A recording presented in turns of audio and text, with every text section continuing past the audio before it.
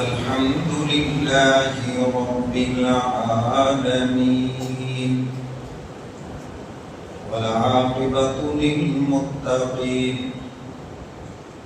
والصلاة والسلام على رسوله وعلى آله وأصحابه أجمعين أما بعد فأعوذ بالله من الشيطان الرجيم بسم الله الرحمن الرحيم والتين والزيتون وطور سينين وهذا البلد الأمين سبحان الله لقد خلقنا الإنسان في أحسن تقويم صدق الله مولانا العظيم وصدق رسوله النبي الكريم ونحن على ذلك من الشاهدين والشاكرين والحمد لله رب العالمين. میرے بھائی بڑے احترام معزز حاضرین، آخری پارہ کی صورت ہے اور اس کی ایک دو آیتیں تلاوت کی ہیں. اللہ رب العزت نے 4 قسمیں اٹھا کر فرمایا کہ ہم نے انسان کو سب سے خوبصورت بنایا. میں ان قسموں کی تفصیل میں نہیں جاتا، بس تھوڑا سا عرض کر دیتا ہوں. والتین، انجیر کی قسم، زیتون کی قسم. بعض مفسرین کرام کہتے ہیں کہ اس سے ملک شام کی قسم ہے، بیت المقدس کی قسم ہے، وہاں پر چونکہ زیتون بہت ہوتا ہے. ملک شام میں انجیر بہت ہوتی ہے. ابراہیم علیہ السلام کا دار الہجرت ہے. اور اسی طرح طور سینا کی قسم اٹھائی، بہاد البلد الامین، اور مکہ مکرمہ کی قسم اٹھائی ہے جہاں محبوب کی ولادت ہوئی ہے. اللہ تعالیٰ ان 4 چیزوں کو گواہ بنا کر فرما رہے ہیں کہ جتنی میری مخلوقات ہیں، 18,000 مخلوقات ہیں، اور میں ان سب میں ہم نے سب سے خوبصورت انسان کو بنایا. اس سے خوبصورت میری کوئی مخلوق نہیں ہے. ہم نے انسان کو جو بات دی ہے، چہرہ دیا، عقل دی، شعور دیا، قد و قامت جسم دیا ہے. اب تعالیٰ فرماتے ہیں یہ خوبصورتی ہم نے کسی مخلوق کو نہیں دی، صرف انسان کو دی ہے. اور فرمایا کہ انسانوں میں پھر میں نے سب سے زیادہ حسین و جمیل اپنے محبوب کو بنایا. سبحان اللہ. دنیا کا نصف حسن اب تعالیٰ نے حضرت یوسف علیہ السلام کو عطا فرمایا، اور دنیا کا کل حسن اللہ نے اپنے محبوب کو عطا فرمایا. آپ دیکھتے ہیں کہ بندہ حسین ہوتا ہے لیکن کوئی نہ کوئی کمی ہوتی ہے. رنگ خوبصورت ہے، نقش نین خوبصورت نہیں، نقش نین خوبصورت ہے، قد خوبصورت نہیں، یعنی کوئی نہ کوئی کمی رہ جاتی ہے. لیکن جب محبوب کی باری آئی تو اللہ نے اپنے محبوب کے حسن میں کوئی کمی نہیں رہنے دی. یوسف علیہ السلام کو وہ حسن عطا فرمایا کہ جب کوئی انہیں دیکھتا تھا نظر ٹھہرتی نہیں تھی، اور میرے کملی والے پیغمبر کو جو حسن عطا فرمایا، جب کوئی انہیں دیکھتا تھا تو نظر پھر دوسری طرف ہٹتی نہیں تھی. بس پھر جو دیکھتا وہ دیکھتا ہی رہ جاتا کہ ایسا حسین و جمیل تو کائنات میں دیکھا نہیں ہے. حسینہ جمیلہ دا منہ موڑ دیتا، محمد بنا رب قلم توڑ دیتا. اب تعالیٰ فرماتے ہیں میں نے تو وہ سانچہ ہی توڑ دیا جس میں اپنا محبوب بنایا. تو میرے محترم سامعین، انسان اشرف المخلوقات ہے اور یہ سب سے خوبصورت ہے. اب تعالیٰ فرماتے ہیں اے انسان تیرے ظاہر کو تو ہم نے سجا دیا، تیرے سر پہ زلفیں ہم نے سجا دی، تیرے آنکھیں ہم نے خوبصورت بنا دی، کان ہم نے خوبصورت بنا دیے، دل و دماغ یہ ہم نے خوبصورت بنا دیے، فرمایا تیرا جسم یہ ہم نے خوبصورت بنا دیا، اور ایک چیز تیرے اندر ہے جس کو تو نے خود خوبصورت بنانا ہے، اگر تو اس کو خوبصورت نہیں بنائے گا تیری یہ ظاہر کی خوبصورتی بیکار ہو جائے گی،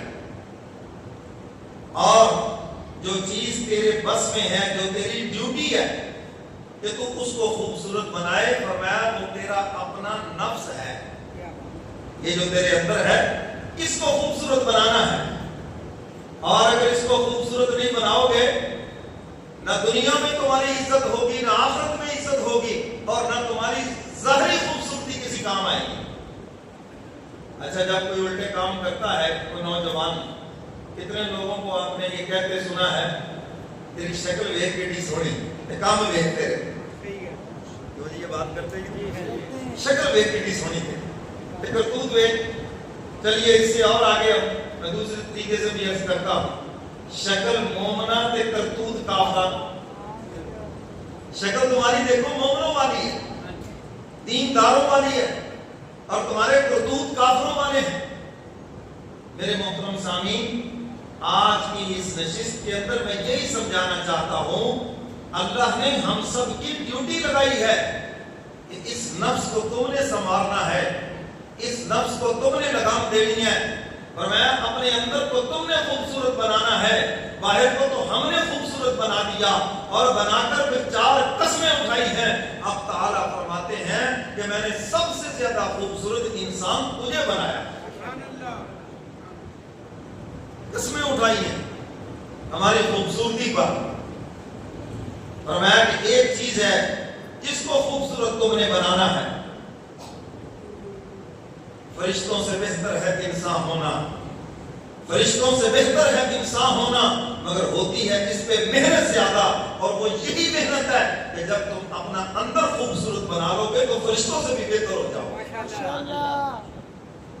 جب تم اپنا اندر خوبصورت بناؤ گے پھر تم مولا کے عاشق بن جاؤ گے، اور اللہ بھی تم سے محبت فرمائیں گے، فرمایا کہ پھر تم خدا کے پیارے اور محبوب بندے بن جاؤ۔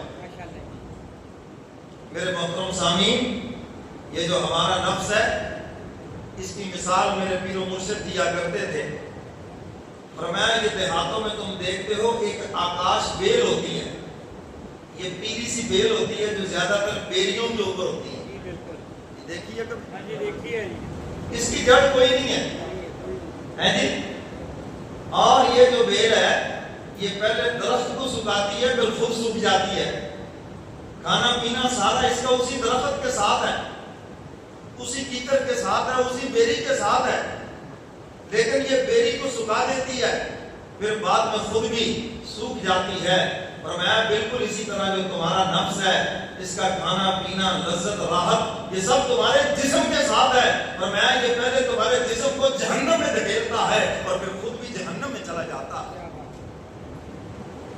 یہ اس آکاش بیل کی طرح ہے۔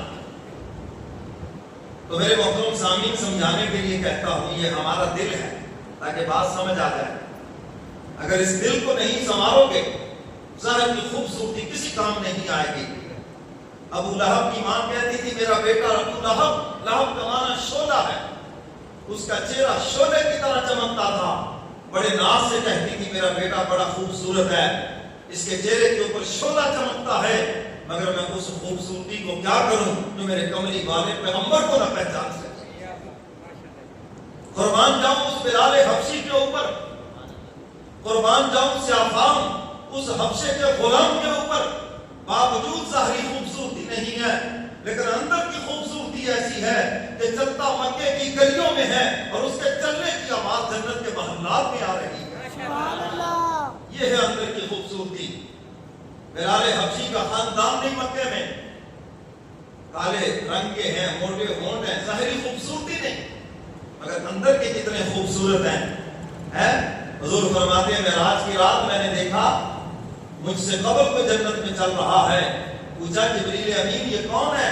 جو مجھ سے پہلے جنت میں چل رہا ہے۔ عرض کیا کملی والے پیغمبر یہ آپ کا غلام بلال ہے، چلتا مکے کی گلیوں میں ہے اور اس کے چلنے کی آواز جنت کے محلات میں آ رہی ہے۔ یہ اندر کی خوبصورتی یہاں خانقاہوں میں حاصل ہوگی، یاد رکھنا۔ آج اندر تاریخ ہے، میں اس کو دوسرے لفظوں میں اکثر کہا کرتا ہوں روحانی پاور ہی نہیں ہے ہمارے اندر، بالکل اندر سے بھر گئے۔ تو میرے محترم سامعین، اندر کی خوبصورتی جب آئے گی، حدیث مبارکہ میں ہے حق تعالیٰ فرماتے ہیں نہ میں زمین میں سما سکتا ہوں نہ آسمان میں سما سکتا ہوں، لیکن فرمایا ایک مومن کا دل ہے جس میں میں سما جاتا ہوں۔ کون سا دل ہے؟ جس دل کی صفائی ہو گئی۔ کون سا دل ہے؟ جس دل سے گندگی نکل گئی، کفر کی، شرک کی، نفاق کی، حسد کی، بغض کی، اناد کی، لالچ کی، حرص اور حوث، یہ ساری گندگیاں جب دل سے نکل گئیں، دل صاف ہو جاتا ہے۔ اللہ فرماتے ہیں میں ایسے مومن کے دل میں سما جاتا ہوں۔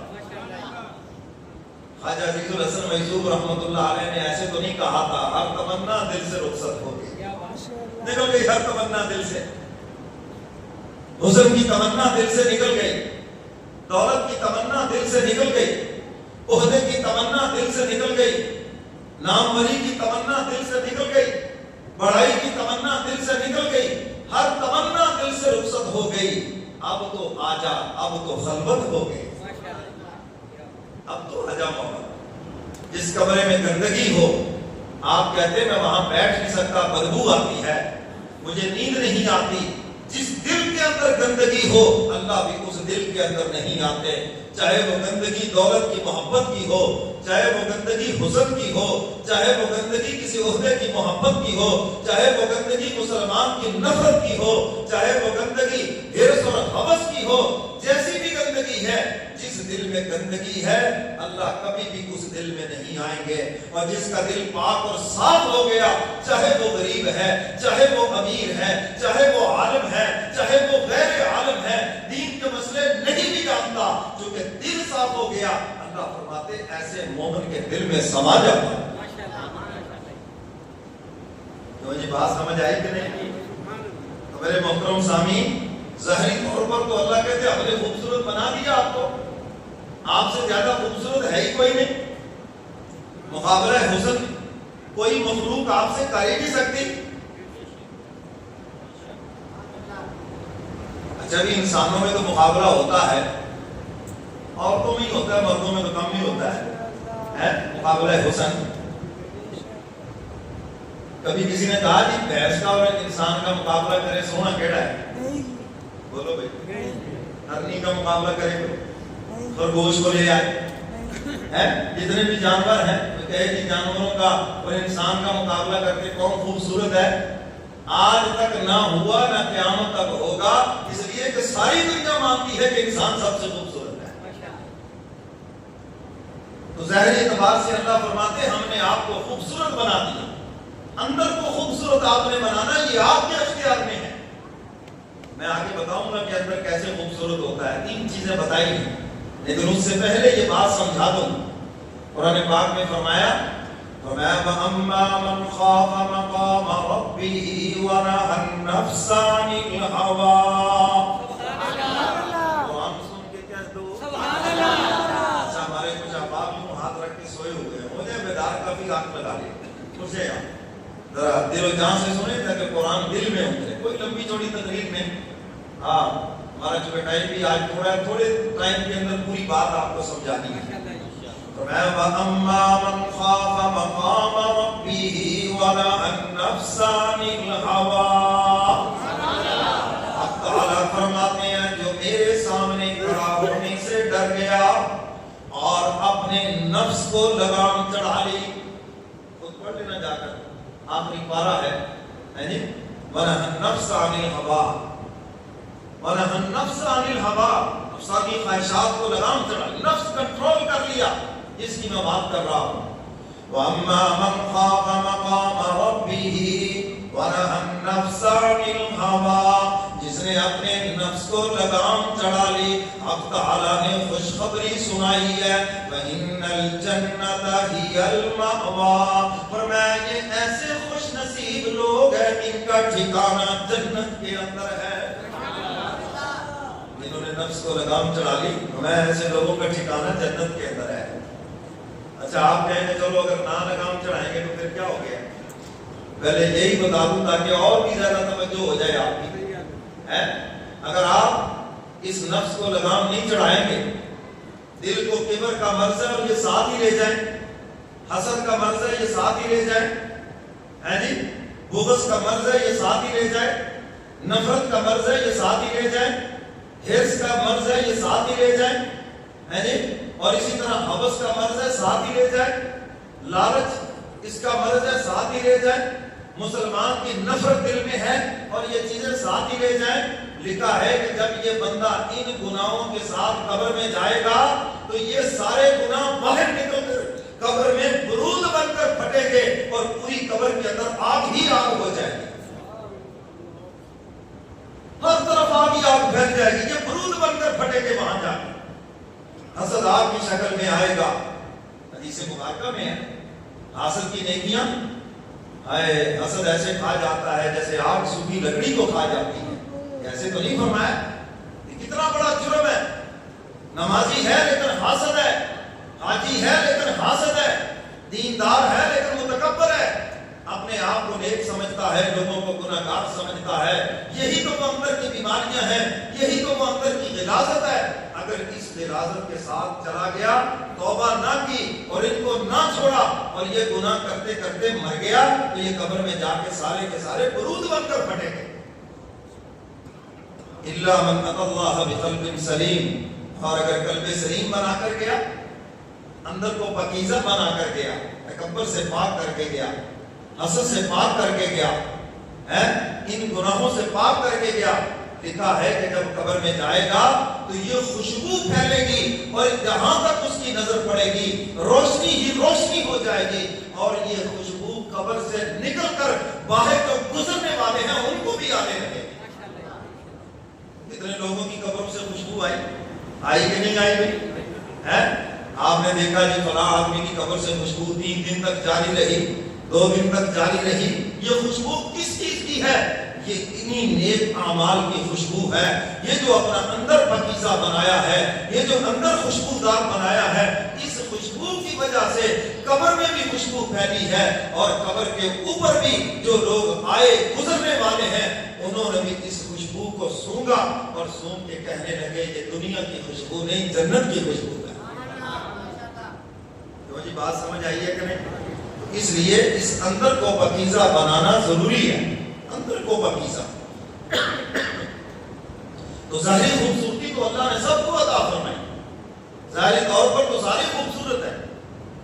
حدیث مبارکہ میں ہے لوگ دیکھتے ہیں چہروں کی طرف، ہم چہرے مورا اندازہ لگاتے ہیں، کوئی نیا اجنبی آدمی ہے چہرے سے دیکھتے ہیں جی فلانا معلوم ہوتا ہے، تو خاندانی معلوم ہوتا ہے، کوئی امیر گھرانے کا معلوم ہوتا ہے، کوئی جناب عالم مولوی صاحب معلوم ہوتے ہیں، یعنی ہم یہ اندازہ لگاتے ہیں چہرہ دیکھ کر۔ فرمایا دنیا چہرے دیکھتی ہے، اللہ فرماتے ہیں میں تمہارے دلوں کو دیکھتا ہوں۔ دلوں میں کیا ہے؟ اگر دل میں ایمان ہے، دل میں اللہ کی محبت ہے اور اس کے محبوب کی محبت ہے، اللہ فرماتے ہیں پھر یہ اتنا قیمتی ہے، اتنا قیمتی ہے دنیا والے پھر اس کی قیمت ادا ہی نہیں کر سکتے۔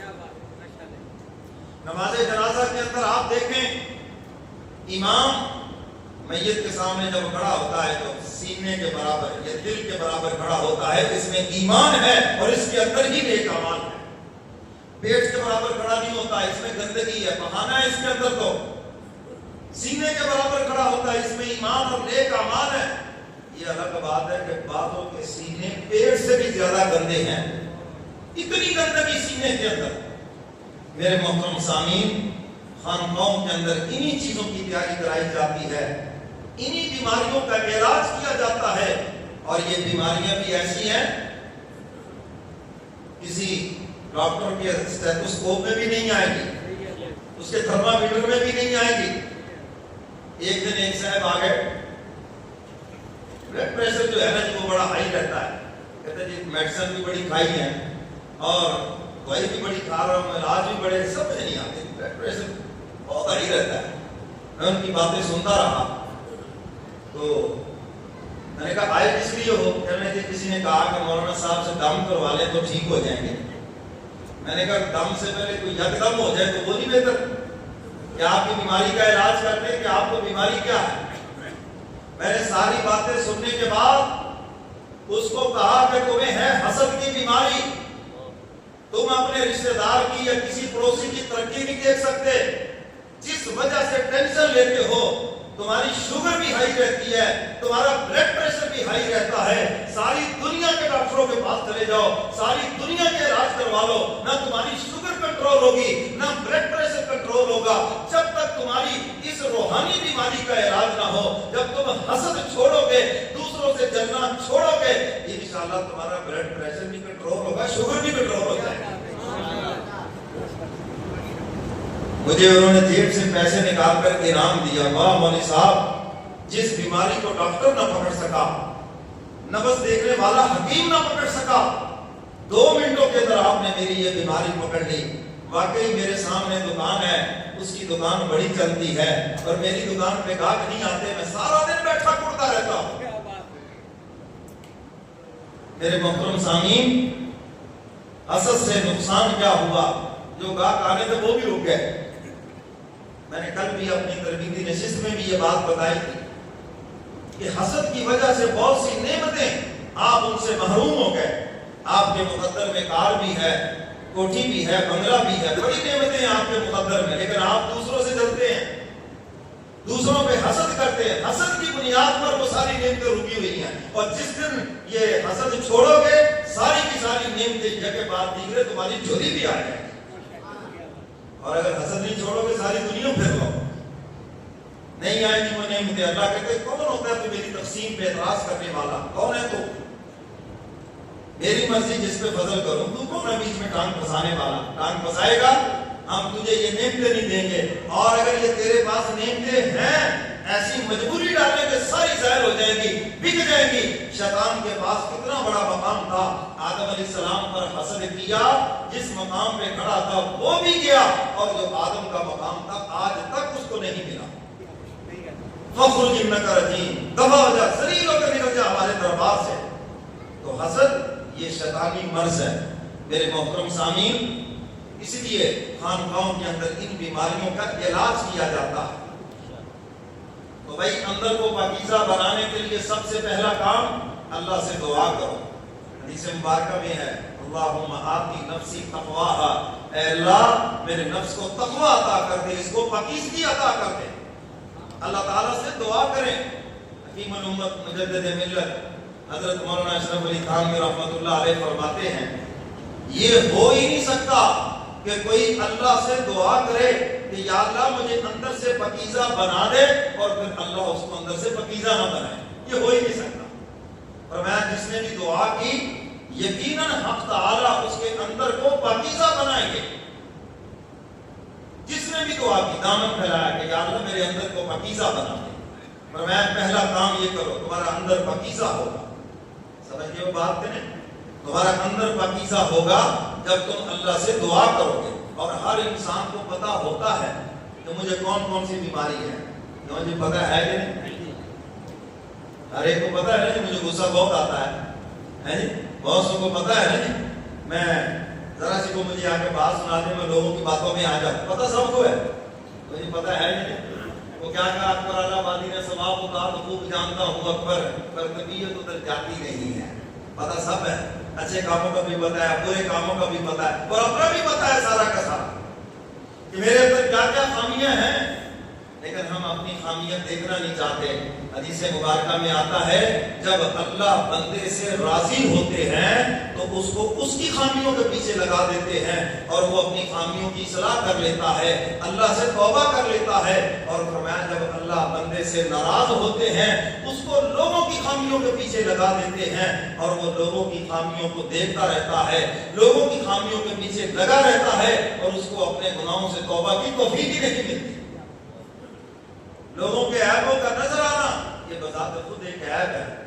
لوگوں کے عیبوں کا نظر آنا یہ اللہ کے ناراض ہونے کی دلیل ہے. تمہیں تمہارے عیب نظر آنے چاہیے کیونکہ تم سے تمہارے متعلق پوچھا جائے گا. تو پہلی بات فرمائی کہ اللہ سے دعا کرو کہ یا اللہ میرے اندر کو پاکیزہ بنا دے، یا اللہ مجھے معاف کر دے، میرے گناہوں کو معاف کر دے. جہاں آپ یہ دعا کرتے ہیں وہاں یہ بھی دعا کریں اے اللہ میرے اندر کو پاکیزہ بنا دے. اور دوسرے نمبر پر فرمایا اندر کو پاکیزہ بنانے کے لیے کسی اللہ والے کے ہاتھ میں ہاتھ دے دو.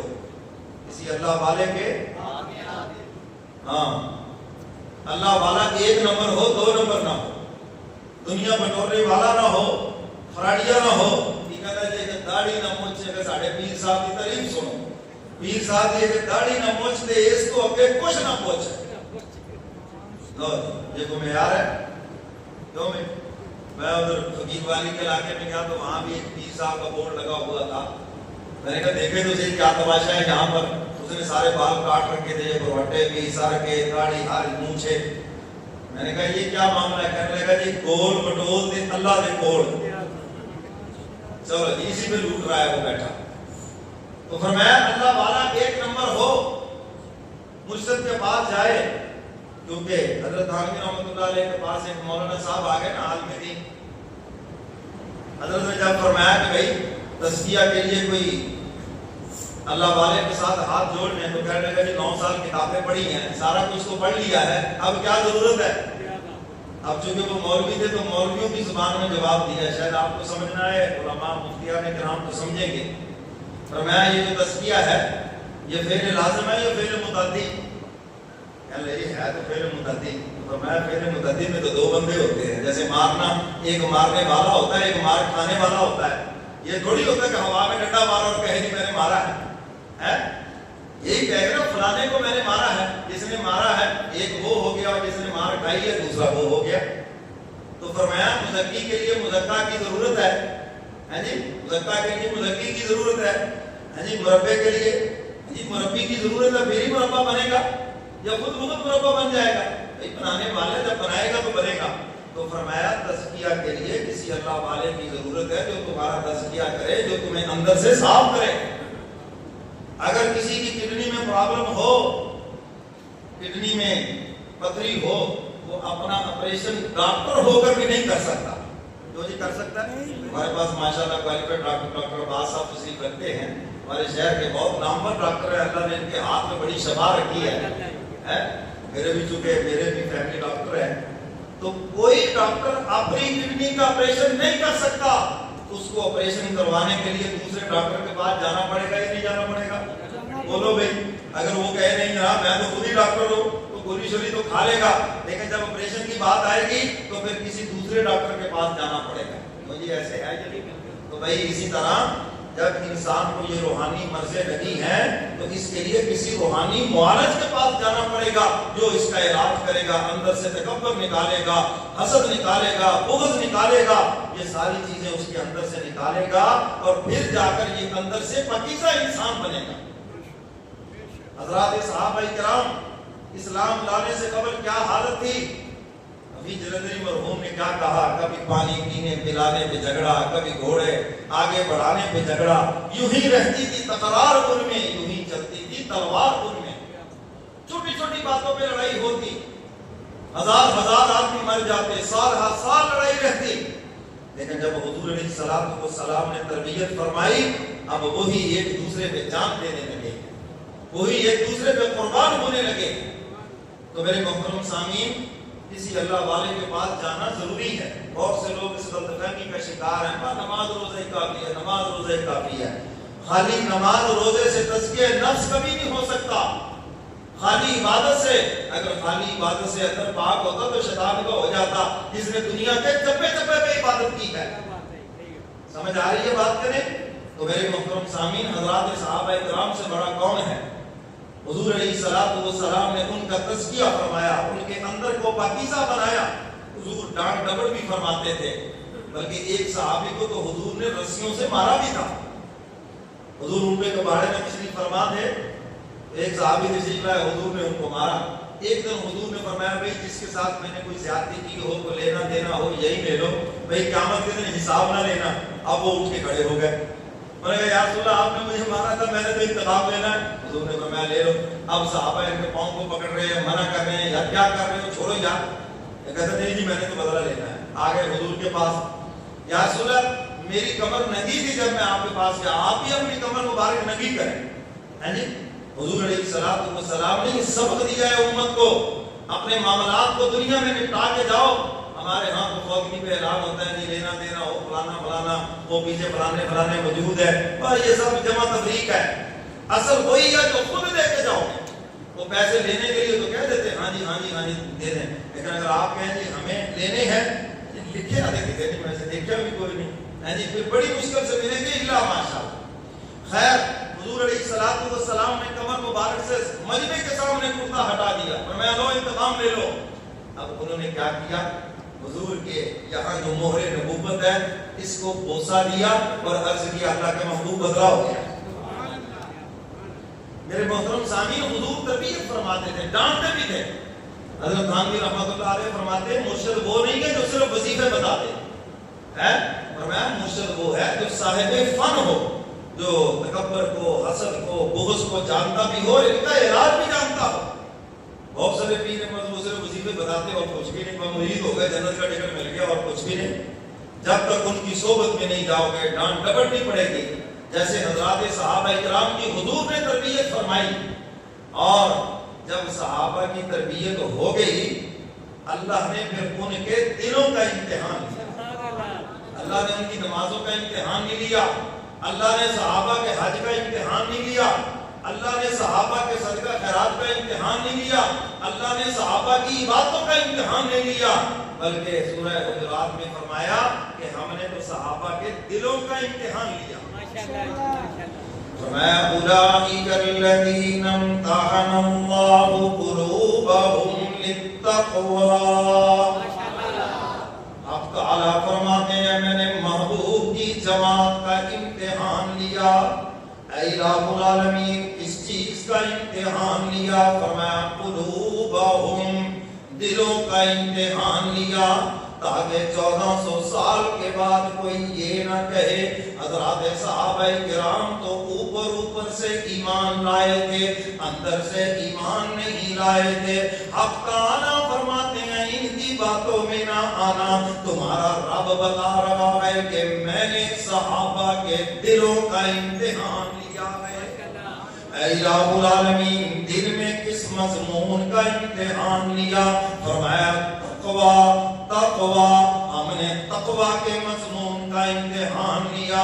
اولئک الذین امتحن اللہ قلوبہم للتقوی.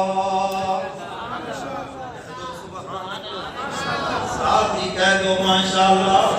اور فرمایا یہ امتحان کرسیوں پہ بٹھا کر نہیں لیا، ہم نے یہ امتحان قدینوں پہ بٹھا کر نہیں لیا، ہم نے صحابہ کا امتحان ایئر کنڈیشن کمروں میں نہیں لیا. اے الہ العالمین پھر کیسے امتحان لیا؟ فرمایا بدن چھڑا کر امتحان لیا، بچے ذبح کروا کر امتحان لیا، کاروبار تباہ کروا کے امتحان لیا، ان کی جانوں کے نذرانوں سے امتحان لیا. کبھی احد کے اندر، کبھی بدر کے اندر، کبھی یرموک کے اندر، کبھی احزاب کے اندر. اے الہ العالمین پھر اس امتحان کا نتیجہ کیا ہے؟ اب تعالیٰ فرماتے ہیں اولئک هم المفلحون، یہ سارے کے سارے کامیاب ہیں. اولئک هم المؤمنون حقا، یہ سارے کے سارے پکے ایمان والے ہیں. اے الہ العالمین یہ کالے منہ والا تو کہتا ہے 5 تن پاک ہے، اللہ فرماتے ہیں اس کالے کی مانے گا تو جائے گا جہنم کے اندر. مان اپنے رب کی، مان تو قرآن کی. اولئک هم المفلحون، صرف 5 تن پاک نہیں بلکہ سب تن پاک. تکبیر، اللہ اکبر، تاج و تخت ختم نبوت، شان صحابہ، حضرت مولانا محمد طارق ندیم. اور جب آپ کہیں گے نا 5 تن پاک، جب آپ کہیں گے نا سب تن پاک، تو اس میں 5 بھی آ جائیں گے. تو یہ سب تبھی بنے گا نا 1 2 3 4 5 گننے کے بعد جب آخر میں آپ کہتے ہیں جی سارے ہی جی، تو سب آگے بھی نہیں آگے بیچ میں. تو اس لیے یہ سارے ہی پاک ہے جنہوں نے ایمان کی حالت میں حضور کو دیکھا اور ایمان پر قائم رہتے ہوئے دنیا سے چلے گئے. یہ سارے کے سارے پاک ہیں، سارے کے سارے کامیاب ہیں. تو آپ تعالیٰ فرماتے ہیں میں نے دلوں کا امتحان لیا. کس کا امتحان لیا؟ سارے بولو کس کا امتحان لیا؟ دلوں کا امتحان لیا. کہ میرے محبوب نے ان کے دل پاکیزہ بنا دیے. حضور کی مجلس میں جب بیٹھتے تھے نا، کیا انداز تھا اس مجلس کا. ایسے لگتا تھا جیسے مہتاب کے گرد ستارے چمک رہے ہو. وہ سرکار دو عالم کے رخ پر انوار کا عالم کیا ہوگا. وہ سرکار دو عالم کے رخ پر انوار کا عالم کیا ہوگا. وہ جب زلف کا ذکر ہے قرآن میں رخسار کا عالم کیا ہوگا. وہ جب زلف کا ذکر ہے قرآن میں رخسار کا عالم کیا ہوگا. سب کہہ دو ماشاءاللہ. وہ سرکار دو عالم کے رخ پر انوار کا عالم کیا ہوگا. وہ جس وقت حلیمہ کی گودی انوار خدا سے روشن تھی، وہ اس وقت حلیمہ دائی کے، اس وقت حلیمہ دائی کے گھر بار کا عالم کیا ہوگا. سب کہہ دو سبحان اللہ. ساتھ ہی کہہ دو ماشاءاللہ. وہ اس وقت حلیمہ دائی کے گھر بار کا عالم کیا ہوگا. وہ جب زلف کا ذکر ہے قرآن میں رخسار کا عالم کیا ہوگا. وہ جس وقت وہ بیٹھتے ہوں گے مجلس میں، وہ مجلس میں جب بیٹھتے ہوں گے ابو بکر و عمر عثمان و علی، اس وقت مجلس کے دربار کا عالم کیا ہوگا. حضور کا دیدار کر رہے ہوں گے، کیا منظر ہوگا. اللہ جنت میں سب کو نصیب فرمائے.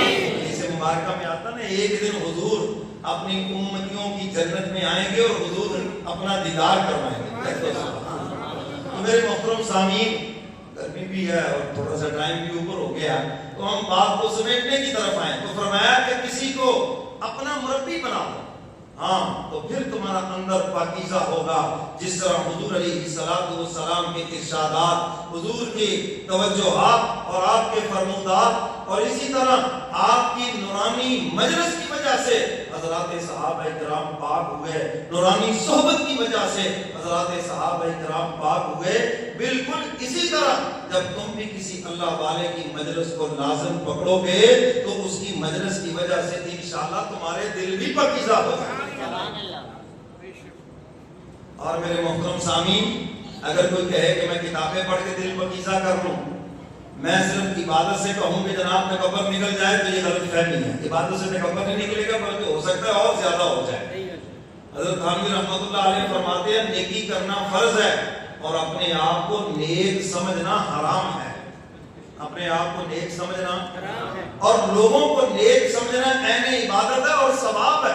بغیر دلیل کے آپ لوگوں کو نیک سمجھیں. ظن المؤمنین خیرا، مومن کے بارے میں اچھا گمان کریں. ہم لوگوں کے بارے میں برا گمان کرتے سارے ہی جہنمی ہیں اور اپنے آپ کو کہتے ہیں میں کل ہی جنتی ہوں. کیوں جی ایسے ہے نہیں؟ مجلس کے اندر بیٹھ کر دوسروں کی برائیاں کر کے آخر میں کہتے میں خیر کیتا جی، پھر میں نے یہ کیا ہے، اپنے خوبیاں مٹھو، پھر اپنی خوبیاں بیان کرتے ہیں. تو میرے محترم سامعین، لوگوں کے بارے میں اچھا گمان کریں گے عبادت ہے۔ حضرات صحابہ کرام اپنے بارے میں فکر مند تھے۔ حضرت حنظلہ رضی اللہ تعالیٰ عنہ آئے نا حضور کی خدمت میں، حنظلہ تو نافق اپنی فکر ہے۔ تو میرے محترم سامعین، کسی اللہ والے کی مجلس کو لازم پکڑو۔ حدیث مبارکہ میں آتا ہے مومن کے لیے آئینہ ہے، آئینہ ہر چیز دکھا دیتا ہے۔ آپ کے چہرے پہ کالک لگی ہو، آپ شیشے کے سامنے جائیں، وہ کالک دکھائے گا، ہر عیب دکھا دے گا۔ تو فرمایا مرشد بھی آئینہ ہے، جب اس کے پاس جاؤ گے تو پتہ چل جائے گا تمہیں حسد کی بیماری ہے، بغض کی بیماری ہے، اناد کی بیماری ہے، زیادہ غصے کی بیماری ہے، تکبر کی بیماری ہے، ریاکاری کی بیماری ہے۔ مرشد کو جب پتہ چل جائے گا تو پھر وہ تمہارے لیے دعا بھی کرے گا، وہ تدبیر بھی کرے گا، وہ اس کا علاج بھی بتائے گا، اور گاہے بگاہے تمہارے اوپر نظر بھی رکھے گا کہ گاڑی پٹری پہ چڑھی ہے یا وہیں کھڑی ہے جہاں سے چلی تھی۔ سمجھ آئیے بات کریں۔ تو تیسرے نمبر پر آخری بات فرمایا کہ اندر سے ارادہ بھی ہو، اندر کو پاکیزہ بنانے کا۔ جب تک اندر سے ارادہ نہیں ہوگا، مرشد کی توجہ بھی بیکار ہے، دعائیں بھی بیکار ہے، جب تک آپ اندر سے خود نہیں بدلنا چاہتے۔ کیا کہا تھا کہ مکے گیانی موکدی کے دلوں نہ مکائیے ہو۔ جب تک آپ اندر سے ارادہ نہیں کریں گے، آپ کو پتہ چل گیا کہ مجھے غصہ بہت آتا ہے، تو آپ کا اندر سے ارادہ ہوگا کہ میں نے غصے کو کنٹرول کرنا ہے، میرے نبی کا طریقہ کیا ہے۔ حضور کو جب غصہ آتا تھا، حضور زبان سے کچھ ارشاد نہیں فرماتے تھے بلکہ خاموش ہو جاتے تھے کہ آپ پر مجھے تو چڑھ جائے ہوں میں چڑھ گئی ہے، پیچھے ہٹ جاؤ۔ اگر کوئی پیسے دینے ہوں پھر ہوں تو او پیا کھانا تے او بھئی کچہری جی تو بک بک کیتی ہے نا، ہوں تو میرے کو لے کے بتا۔ کیوں جی ایسے ہوتا ہے جی؟ اور ہمارے نبی کا طریقہ یہ ہے جب غصہ آ جائے خاموش ہو جاؤ، پانی پی لو، وضو کر لو، غسل کر لو، کھڑے ہو، بیٹھ جاؤ، بیٹھے ہو لیٹ جاؤ، اپنے غصے کو ٹھنڈا کرو۔ لکھا ہے جن رشتوں کو تلوار نہیں کاٹ سکتی، غصہ ایک لمحے میں کاٹ کے رکھ دیتا ہے۔ میاں بیوی کا رشتہ کتنا مضبوط ہے، غصے میں دیکھو سارے پیر چل جاتے ہیں۔ تو میرے محترم سامعین، جب تک اندر سے ارادہ نہیں، اس کو کوئی نہیں بدلا سکتا۔ حضور علیہ السلام نے چچا ابو طالب پہ کان میں کہا تھا، کیا کہا تھا چچا جان؟ چلو سب کے سامنے کلمہ نہیں پڑھنا، میرے کان کے اندر ہی پڑھ لو، کل قیامت کے دن میں تمہارے کلمے کا گواہ بن جاؤں گا۔ شیخ الاسلام حضرت مولانا مفتی تقی عثمانی صاحب دامت برکاتہ العالیہ اسی کے اوپر لکھتے ہیں، فرمایا نبی سے بڑا داعی کوئی نہیں، پیغمبر سے بڑا میٹھی زبان والا کوئی نہیں، لیکن چچا ابو طالب پہ کیوں نہ اثر ہوا؟ اس لیے کہ اس کے دل کے اندر طلب نہیں تھی ہدایت کی، اس کے دل میں صبر کی طلب نہیں تھی۔ فرمایا اگر طلب ہوتی، بلال تو حبشے سے آ کر حضور کا غلام بن گیا، سہیب روم سے آ کر حضور کا غلام بن گیا، سلمان فارس سے آ کر پاکیزہ انسان بن گیا۔ فرمایا اندر طلب نہیں تھی، تو فرمایا پیغمبر کی دعوت بھی اس کے کام نہیں آئی۔ جو اندر سے نہیں بدلنا چاہتا، مولوی کیا چیز ہے، پیر کیا چیز ہے؟ آج لوگ کہتے ہیں مولوی صاحب ہمیں سمجھاؤ جی، مولوی صاحب بیچارے کیا سمجھائیں جو خود نہیں سمجھنا چاہتا، جو خود نہیں بدلنا چاہتا۔